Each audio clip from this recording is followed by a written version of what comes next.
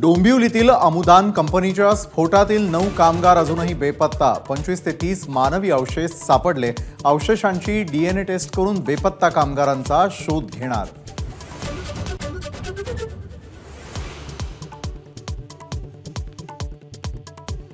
पुणे अपघात प्रकरणामधील अल्पवयीन मुलाशी जुळते ब्लड ग्रुप असलेल्या तिघांचे ब्लड सॅम्पल घेतले। तिघांचा पोलिसांकडून शोध सुरू। अल्पवयीन मुलाच्या आईच्या रक्ताचे नमुनेही तपासणार।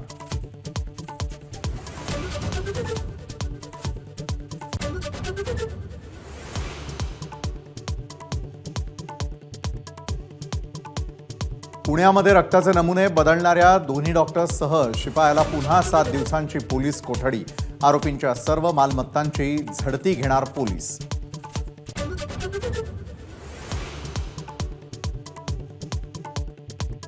पुणे आंदोलन प्रकरणी अंधारे धंगेकरांना नोटीस बजावणार।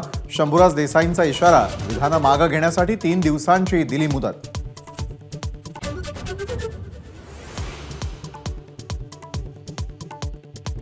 घाटकोपर होर्डिंग कोसळल्याप्रकरणी आरोपी भावेश भिंडेला 14 दिवसांची न्यायालयीन कोठडी।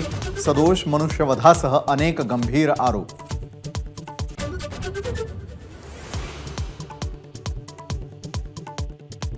बाबासाहेबांचा अपमान केल्याचा आरोप करत भाजपचा आव्हाडांविरोधात आंदोलन। भुजबळांकडून मात्र आव्हाडांची पाठराखण।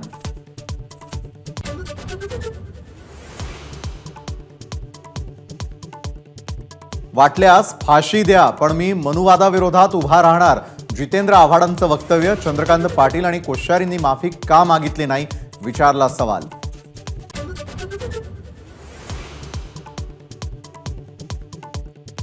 हॉटेल व्यावसायिक जया शेट्टी हत्येप्रकरणी छोटा राजन दोषी। विशेष सीबीआय कोर्टाचा निकाल।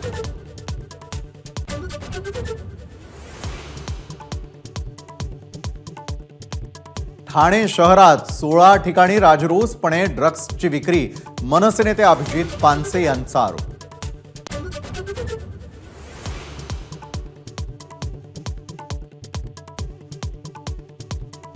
पंतप्रधान नरेंद्र मोदींनी कन्याकुमारीच्या भगवती अम्मन मंदिरात घेतलं दर्शन। थोड्याच वेळात विवेकानंद स्मारकावर ध्यानधारणा सुरू करणार। 1 जून पर्यंत असणार ध्यानस्थ।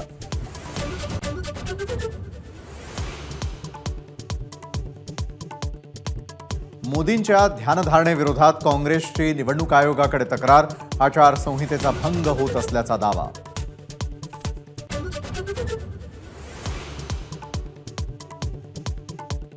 नवी लोकसभा स्थापन करेपर्यंत आचारसंहितेमध्ये शिथिलता नाही।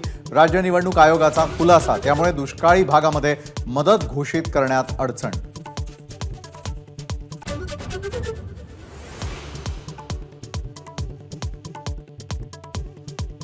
मान्सून भारतात दाखल। हवामान विभागाची घोषणा। केरळ आणि ईशान्य भारतामध्ये एकाच वेळी मान्सूनचं आगमन।